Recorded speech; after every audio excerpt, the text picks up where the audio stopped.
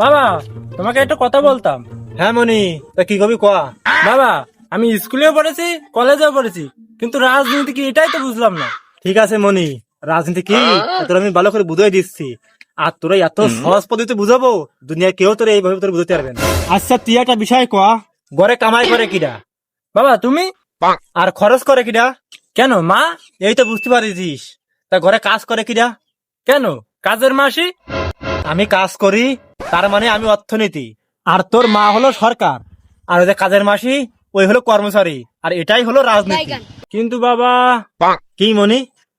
না কিছু না বাবা, কালকে রাতে যে ঘটনাটা ঘটেছে তা আমি পুরো বুঝে গেছি যে রাজনীতিটা কি। তা কি হয়েছে কাল রাতে?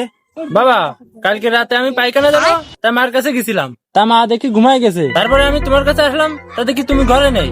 তারপরে ভাবলাম কি একা না যে কাজের মাসিকে ডেকে নিয়ে যায়। তারপরে যাই দেখো কি তুমি আর কাজের মাসি কি একটা জন্য করতেছো। তারপরে আমি বুঝলাম রাজনীতিটা কি। অর্থনীতি কর্মচারীকে শোষণ করতেছে, সরকার ঘুমাই আছে আর জনগণ চাইয়ে চাইয়ে দেখতেছে, কিছু করার নেই।